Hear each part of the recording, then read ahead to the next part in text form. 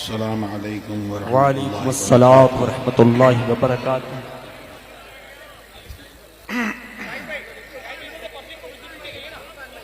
نحمده ونصلي ونسلم على رسوله الكريم اما بعد فاعوذ بالله من الشیطان الرجیم بسم اللہ الرحمن الرحیم یا ایھا الذین آمنوا اتقوا اللہ وكونوا مع الصادقین صدق اللہ العلی العظیم وبلغنا رسوله النبی الامین الکریم ونحن على ذلك لمن الشاہدین والشاکرین والحمد للہ رب العالمین۔ غوث اعظم بمن بے سر و ساما مدد، قبلہ دی مدد، کعبہ ایما مدد، انتظار کرم تسمن عینی را، اے خدا جویو خدا مینو خدا دا مدد۔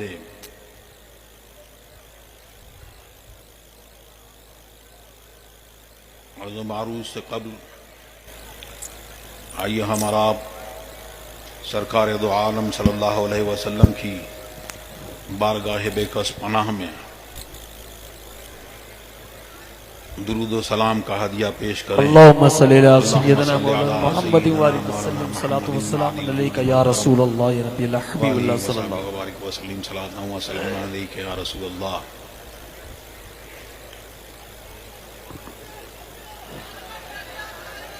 یہ حضور محدث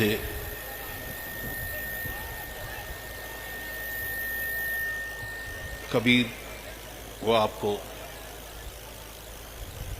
واعظ و نصیحت فرماتے، ان کا حکم ہوا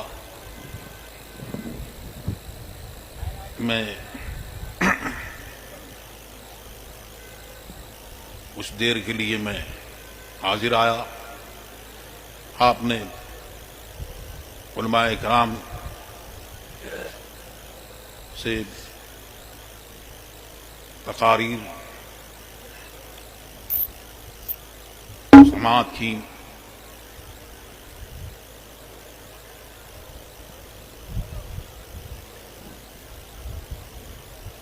حضور تاج الشریعہ اور ان کا مقام کیا ہے وہ خوب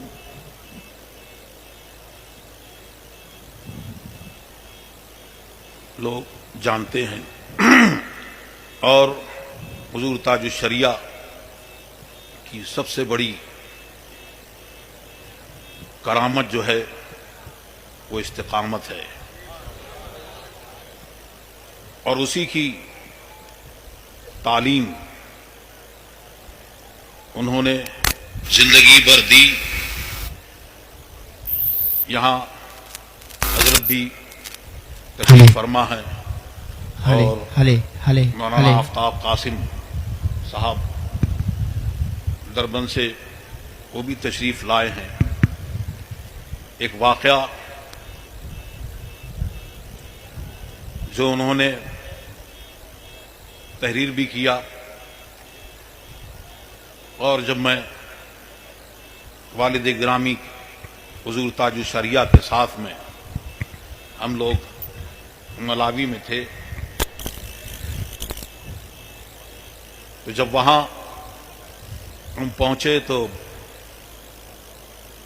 پہلے ایسا ہوتا تھا کہ لوگ حضرت تشریف لے جاتے، اور طبیعت جب صحیح تھی تو پھر لوگوں کے گھروں میں دعوت ہوتی اور وہاں لے کے جاتے، لیکن جب طبیعت علیل ہو گئی تو پھر وہ لے کے جاتے سب کے گھر پر، تو اس میں یہ کہتے کہ سٹنگ دعا ہے، مطلب یہ کہ گاڑی سے نہیں اترنا ہے۔ تو جگہ جگہ للانگوے میں جا رہے تھے، تو پوچھا ایک جگہ کہ کہاں پہ ہیں، تو مولانا عاشق صاحب بھی وہاں موجود تھے، انہوں نے کہا کہ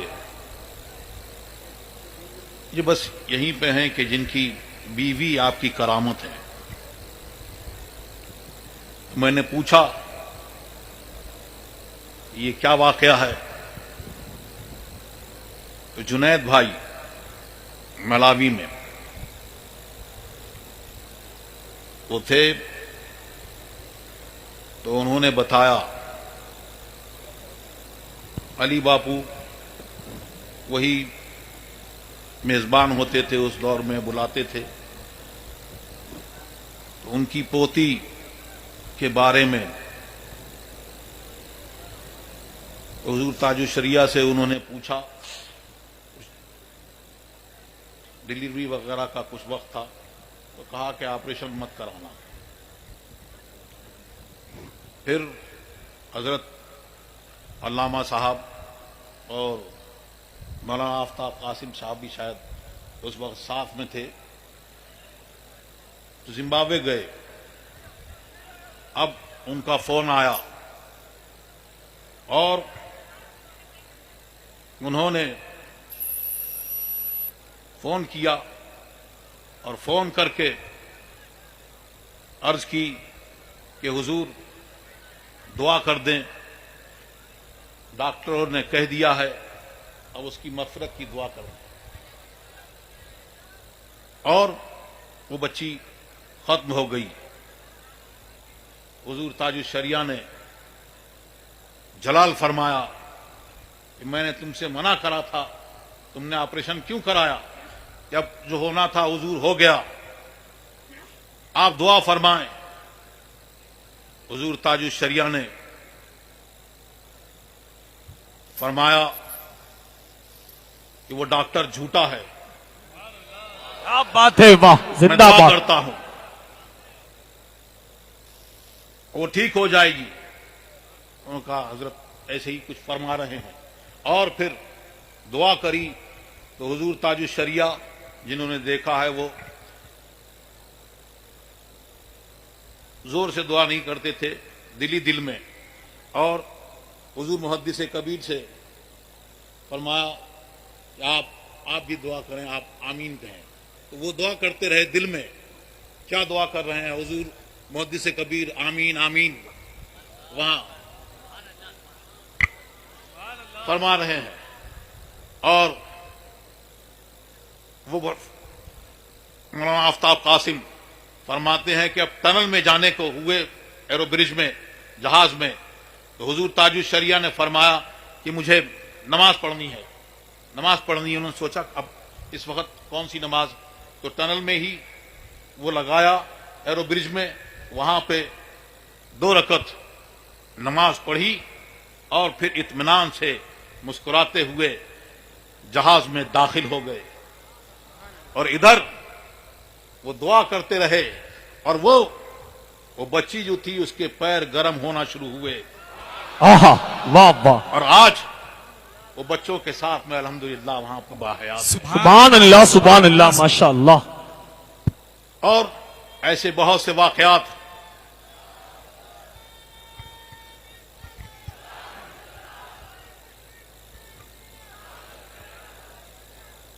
وہیں ملاوی میں 1995 میں تو وہ کمیونٹی میں ایسا ہوتا ہے کہ بلاتے تھے اور وہاں حضرت جاتے تھے تو وہ مسجد میں، جو شہر میں مسجد تھی ان کے قریب میں تھی، وہاں پر حضرت کو لے کے نہیں جاتے تھے کیونکہ اس میں سب گھال میل تھا. کمیٹی میں بھی سب لوگ تھے. تو انہوں نے دعوت دلوائی، میں بھی اس وقت وہاں ساتھ میں تھا. تو دعوت دلوائی اور دعوت دلوائی کالوں کی مسجد کی، اور ہم لوگ وہاں گئے اور جمعہ وہاں کالوں کی مسجد میں ادا کیا. اب وہاں سے دوپہر میں آئے اور حضور تاج الشریعہ آرام کے لیے چلے گئے. تو وہاں پہ ایک مرید حضور تاج الشریعہ کے اسلم مرزا، وہ تعویذ لے لیتے تھے برکت کے لیے کہ میں برکت کے لیے تعویذ لے لوں حضرت. اور میں جب آپ بیدار ہوں گے تب میں آپ کو دے دوں گا.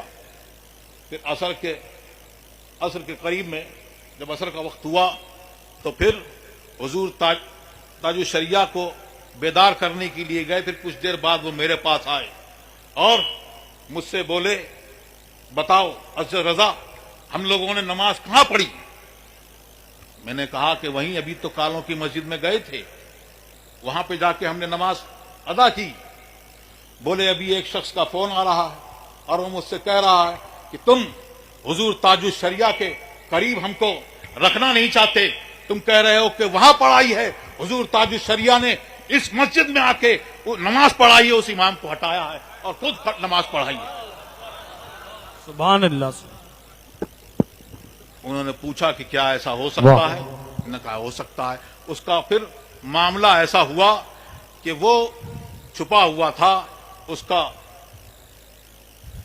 وہابیت چھپی ہوئی تھی, وہ کھلی اور تاج الشریعہ نے وہ لکھوایا اور ان سب کی تکفیر کرائی. تو دیوبندیوں کو جب پتہ چلا تو انہوں نے کہا کہ تم ہماری طرف آتا ہے تو ہماری جیسی کہتا ہے, ان کے پاس جاتا ہے تو ان کی جیسی کہتا ہے, اور پھر اس کو نکال دیا. آج الحمدللہ وہ مسجد سنیوں کے ہاتھ میں. سبحان اللہ سبحان اللہ, زندہ آباد زندہ آباد. سبحان اللہ سبحان اللہ.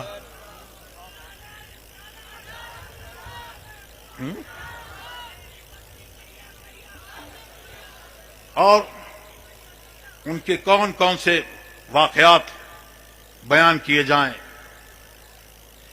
جب دمشق تشریف لے گئے تو وہاں کے ایک شیخ مفتی دمشق آپ کی بارگاہ میں آئے اور دو زانو بیٹھے, اور پھر جب آپ نے اپنا قصیدہ ان کو سنایا, اللہ اللہ اللہ مالی رب اللہ, تو جب مقطع پہ پہنچے اور کہا ہاذا اختر ادناکم, جب یہ کہا تو انہوں نے کہا اخترنا سیدنا و ابن سیدنا, یہ ہمارے اختر ہیں, یہ ہمارے سردار ہیں. سبحان اللہ سبحان اللہ سبحان اللہ. تو جو وقت کے سردار ہیں وہ ان کو اپنا سردار تسلیم کر رہے سبحان ہیں. اللہ سبحان اللہ. شیخ موسیٰ کاظم کی اولاد میں سے شیخ صبا ڈھونڈتے ہوئے دمشق میں, ان کو دعوت نہیں تھی, ڈھونڈتے ہوئے دمشق میں اس جگہ پہنچے تو ان سے پوچھا کہ آپ, ان کو دعوت نہیں تھی, پہلے وہ ناراض ہوئے کہ مجھ کو دعوت نہیں دی گئی, مجھے بتایا نہیں گیا کہ آپ یہاں پر موجود ہیں, اس کی خبر نہیں ہے. وہ تو عراق کے تھے, تو آئے تو آپ کیسے آئے؟ بولے میں یہاں تو ایئرپورٹ کے قریب ہے, یہ سنسان علاقہ ہے, یہاں اندھیرا رہتا ہے, لیکن میں آسمان سے ایک نور کی بارش دیکھتا ہوا آیا. تو جہاں تاج الشریعہ قدم رکھ دیں وہاں پہ شیخ صبا کو نور کی برسات نظر آئے. اب میں اپنی زبان میں کیا بیان کروں. ابھی میں نے ایک تقریر شیخ بیروت کی, مشہور عالم ہیں سید یوسف ادریس الحسنی, جو حضور تاج الشریعہ سے بہت محبت کرتے ہیں, انہوں نے حضور تاج الشریعہ کے بارے میں کیا فرمایا.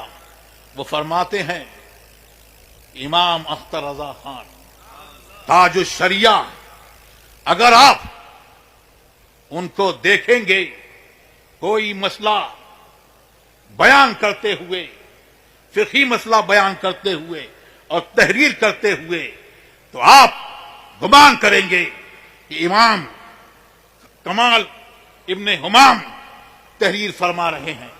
اور اگر آپ ان کو کوئی تفسیر کا مسئلہ تحریر فرماتے ہوئے دیکھیں گے تو آپ کو لگے گا کہ علامہ آلوسی تحریر فرما رہے ہیں. بلکہ اگر علامہ آلوسی ان کو دیکھ لیتے تو ان کی پیشانی کو بوسہ دیتے اور ان کا شکریہ ادا کرتے. اگر آپ اصول میں کوئی مسئلہ حضور تاج الشریعہ کو بیان کرتے ہوئے تحریر کرتے ہوئے دیکھیں گے، اگر آپ نے ایسا دیکھ لیا تو آپ ان کو تفتازانی یقین کر لیں گے. اور اگر آپ ان کو عربی زبان میں اور اس کے فروعات میں کوئی مسئلہ بیان کرتے ہوئے سن لیں گے تو آپ ان کو ابن مالک صاحب الالفیہ تصور کریں گے. ایسے ہی انہوں نے تمام علماء کرام کے بیان کیے اور انہوں نے فرمایا یہ جو میں نے بیان کیا ہے یہ بہت تھوڑا ہے، اس سمندر کا قطرہ ہے، وہ تو بہت وسیع ہیں ان مسائل کے بارے میں جو انہوں نے تحریر کیے، تالیف کیے، اس میں ان کو بہت گہرائی ہے، بہت وسعت ہے. اور وہ فرماتے ہیں تاج الشریعہ کے بارے میں کہ وہ عظیم امام ہیں، وہ جبل شامخ ہیں جن سے ٹکرا کر بدعتیں اپنا دم توڑ دیتی ہیں. وہ سفینہ ہیں جو اس پہ سوار ہو گیا وہ نجات پا جائے گا. اور ایسے ہی انہوں نے بہت ساری باتیں حضور تاج الشریعہ کی تعریف میں بیان کی، تو وہ تعریف کیا کی جائے. اور حضور تاج الشریعہ امام سیوطی کے ان کے بارے میں بھی فرمایا کہ وہ بھی اگر کوئی مسئلہ دیکھ لیتے آپ حضور تاج الشریعہ کو بیان کرتے ہوئے حدیث کا تو آپ ان کو امام سیوطی تصور فرماتے. کیا بات ہے، واہ. حضور یہ ہے حضور تاج الشریعہ. اور واہ. حضور تاج الشریعہ نے ہمیں اور آپ کو جو تعلیم دی بہت آسان زبان میں آپ کو اپنی نظم میں نعتوں میں جو بتایا اور زندگی جینے کا فلسفہ بتایا، تو ایک جگہ بتایا اور فرمایا مسلک اعلی حضرت پہ قائم رہو اور جہاں میں عام پیغام شہ احمد رضا کر دیں. پلٹ کر پیچھے دیکھیں، کس کی طرف دیکھیں؟ صحابہ کی زندگی کی طرف دیکھیں، حضرت صدیق اکبر کی زندگی کو دیکھیں اور تمام صحابہ کرام کی زندگی کو دیکھیں کہ ان کی زندگی کیسی تھی کہ سرکار کی محبت میں سب کچھ فنا، نبی سے جو ہو بیگانہ. ان کی اولاد اگر ان کے باپ نے کسی والد نے اگر اس حضور سرکار دو عالم صلی اللہ علیہ وسلم کی شان میں توہین کی تو اس کو کیفر کردار تک پہنچا دیا. حضرت صدیق اکبر رضی اللہ تعالی عنہ نے ایک جنگ میں اپنے بیٹے کو للکارا کہ آج آجا آمنے سامنے، آج فیصلہ ہو جائے گا. سرکار نے بنا فرما دیا. کیا بات. اور ایسے ہی حضرت علی کرم اللہ وجہ الکریم، حضرت حمزہ نے ربیہ کے لڑکوں جو قرابت دار تھے اسی گستاخی کے سبب کیفر کردار تک پہنچا دیا. تو انہوں نے عملی طور پر یہ بتایا. اور صدیق اکبر نے غار میں اپنی جان آپ کے اوپر نچھاور کر دی. اعلی حضرت نے فرمایا ہاں تو نے انہیں جان انہیں پھیر دی نماز، پر وہ تو کر چکے تھے جو کرنی بشر کی ہے. تو انہوں نے عملی طور پر بتایا. تو یہ ہماری زندگی اس طور پر ہونا چاہیے. امر یہ ہمارے لیے یہ نمونہ ہے اور یہ ایک اعلان بھی ہے، ایک نعرہ بھی ہے. وہ جو آج گستاخیاں کر رہے ہیں ان کو بتانے کے لیے کہ سنو، زندگی یہ نہیں ہے کسی کے لیے، زندگی ہے نبی کی، نبی کے لیے. سبحان اللہ. سن لو مسلمان اگر اس کے دل میں سرکار کی محبت نہیں تو وہ مسلمان نہیں. تو اے اللہ ہمارے سرکار کی محبت کو ہمارے دلوں میں اور بھر دے. آمین آمین. اور جو یہ گستاخیاں کر رہے ہیں ہماری مانگ ہے کہ ان کو کیفر کردار تک پہنچایا جائے، واہ، جیلوں کے اندر واہ، درجہ کرا جائے. واہ، واہ، واہ. اور یہ تنزل ہم یہ مانگ کرتے ہیں. ہمارا قانون کچھ اور ہے. واہ زندگی یہ نہیں واہ. ہے کسی کے لیے، زندگی ہے نبی کی، نبی کے لیے. کیا بات. اور بتاتے ہیں نا سمجھ مرتے ہیں. سمجھدار کون ہے؟ جو نبی کی عظمت پر جان دے، قربان ہو. اعلی حضرت فرماتے ہیں کروں تیرے نام پر جا فدا، نہ بس ایک جہاں دو جہاں فدا. دو جہاں سے بھی نہیں جی بھرا، کروں کیا کروڑوں جہاں نہیں. تو یہ سب جان لیں. للکار ہے، للکار ہے، للکار ہے، للکار ہے. دیکھو دیکھو کون آیا، دیکھو دیکھو کون آیا.